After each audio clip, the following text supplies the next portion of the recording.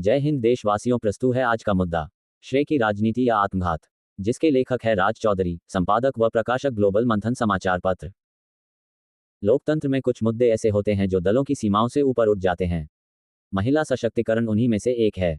जब संसद में महिला आरक्षण जैसे विषय पर चर्चा होती है तो ये केवल एक विधेयक नहीं रहता, ये देश की आधी आबादी के अधिकार, सम्मान और भविष्य का सवाल बन जाता है।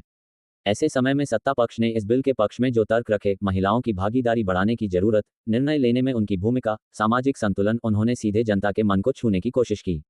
संदेश साफ था, अब बदलाव टाला नहीं जा सकता। लेकिन तस्वीर का दूसरा पहलू कहीं ज्यादा जटिल और राजनीतिक है। विपक्ष का रुख इस पूरे घटनाक्रम में विरोधाभासी नजर आया। एक ओर सड़कों पर असंतोष, दूसरी ओर संसद में अवरोध, और फिर उसी बिल को पास न होने देने का श्रेय लेने की कोशिश।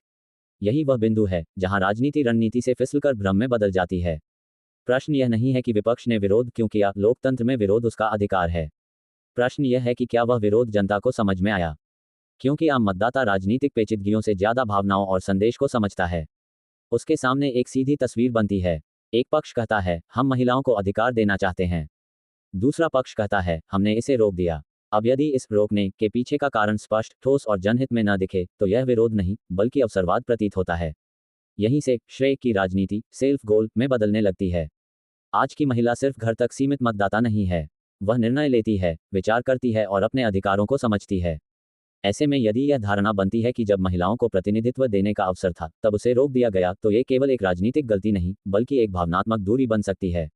और राजनीति में भावनात्मक दूरी अक्सर चुनावी हार की भूमिका लिखती है। ये भी सच है कि हर विधेयक में खामियां हो सकती हैं। विपक्ष अगर यह साबित कर पाता कि इस बिल में गंभीर त्रुटियां थीं, ये केवल चुनावी चाल थी या इसका क्रियान्वयन अधूरा था, तो उसका विरोध मजबूत और न्यायसंगत माना जाता। लेकिन केवल हमने रोका का श्रेय लेना बिना ठोस कारण के एक अधूरा संदेश देता है। लोकतंत्र में श्रेय लेना गलत नहीं है, लेकिन किस बात का श्रेय लिया जा रहा है, यह अधिक महत्वपूर्ण है।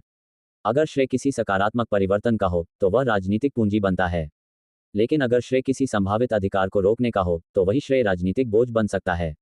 अंततः ये फैसला जनता के हाथ में है। वह अब केवल भाषण नहीं सुनती बल्कि इरादों को परखती है। महिला आरक्षण जैसे संवेदनशील मुद्दे पर यह घटनाक्रम विपक्ष के लिए एक चेतावनी है। राजनीति में हर जीत जीत नहीं होती और हर श्रेय सम्मान नहीं दिलाता।